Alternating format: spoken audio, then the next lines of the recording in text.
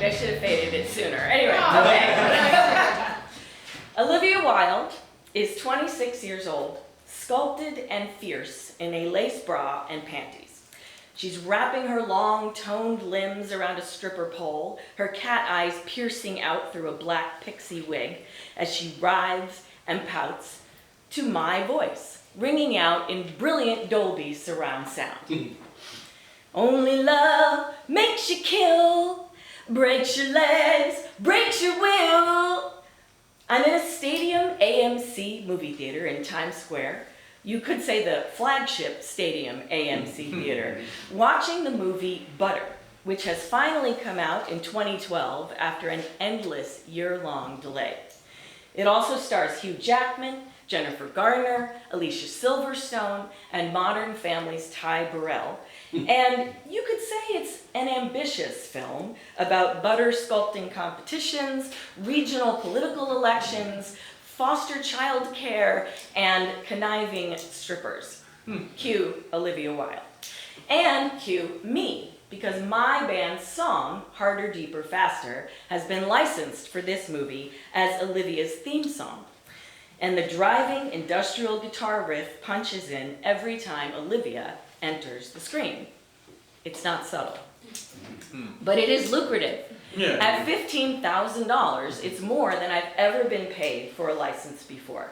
And the day we got the news that they were using it, the three of us, a dance rock band called The Bashful, jumped up and down in our filthy Brooklyn rehearsal space, high-fiving each other like a bunch of middle school dorks. I wrote Harder, Deeper, Faster about how, in relationships and in my lifelong quest for rock stardom, what you love most in the world can sometimes cause you the greatest pain in the world. And as I sit in the dark, watching Olivia Wilde, who has now pulled her panties down and begun lap dancing on Ty Burrell, I'm feeling that pain. In fact, I am full out sobbing in my seat. I'm not sobbing because in the 2 years since we got this license, the Bashful have broken up, none of us are speaking, and our big $15,000 payout is long since spent. I'm not sobbing because this movie Butter is so convoluted, tonally ambiguous, and patchworked together that even with the stellar cast and the fantastic soundtrack, it's destined to live in complete obscurity. Has anyone here heard of Butter? No. No, exactly. Thank you. I am sobbing because an incompetent, abusive middle manager named Rachel has been brought in to oversee the marketing team at my freelance day job, where I write copy for luxury goods online website, firstdibs.com. Rachel, whose name is not really Rachel, has no managerial experience, no marketing experience, and no people skills. Her LinkedIn page, which I've been stalking, shows only one significant prior employment, which is a rug company she started with her husband. And yet she also has a bunch of consultant bullshit about driving brand partnerships and developing communication strategies. And my personal favorite line in her CV, media trained executives and helped them identify individual strategies for communicating their messages clearly and naturally. In short, Rachel got the job because she's college friends with our CMO. This is a woman who does performance reviews in public spaces. So she says things to me in front of my peers like, "Oh, so now I understand, Sam. Actually, what you're good at is rewriting other people's work, not writing original material." For 15 years, I made a full-time living from music, touring and releasing albums as a solo singer-songwriter. But I got sick of playing solo and I wanted to make a harder, deeper, louder sound, so I transformed to an indie rocker and had a full band. And then once I was toting 3 or 4 people around, I couldn't afford to go on the road, let alone make a living from it. So I stayed put in New York and started that dreaded of all occupations, the day job. And this is what landed me at firstdibs.com. And the funny thing is, I like it. I actually sort of love it. We work near the Flatiron Building in Manhattan in beautiful, flowing, high-ceilinged rooms with brushed wood floors and gorgeous tall windows. We're surrounded by art, neoclassical furniture, and visual decor expertise. And everyone that works here, from the CEO to the cleaning staff, are friendly, funny, and fashionable.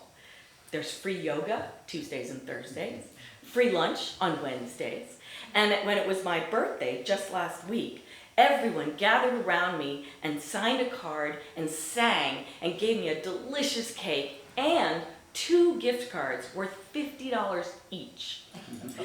FirstDibs.com is the first place I've ever worked where I've actually considered quitting my lifelong quest for rock stardom to have a career in the real world.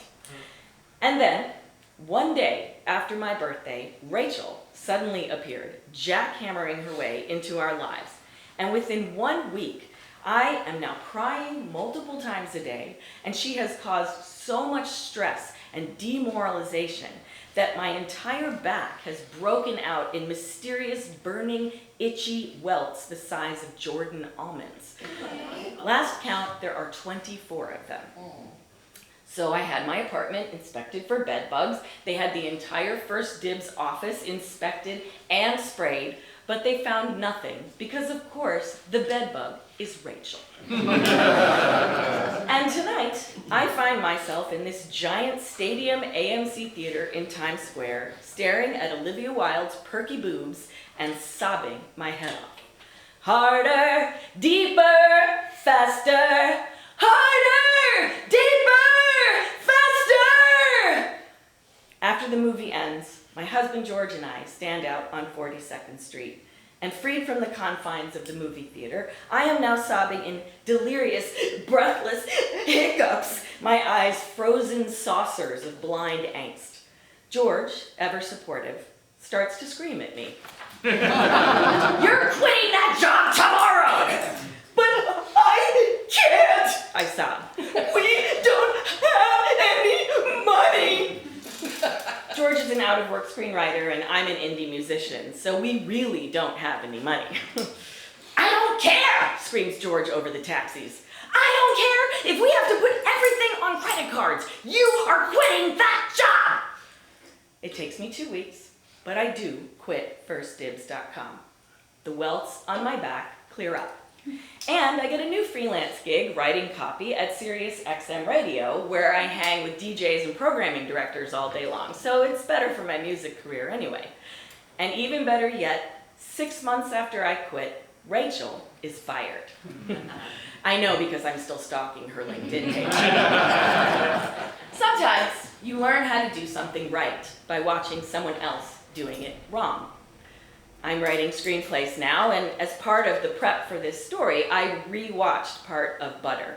And I realized that it's still a confusing, tonally ambiguous patchwork mess with big stars and a fantastic soundtrack, but seeing that is actually helping me learn a lot with the project that I'm working on. And from watching Rachel, I've learned how to never treat people and how to recognize when I'm being mistreated myself and get myself out of there as quickly as possible, which is truly valuable because no one should have to suffer the greatest pain in the world for their day job, no matter how many gift cards they give you. But for my music career, I'm willing to chance it because every now and then you hear your own voice singing along as Olivia Wilde strips. Thanks.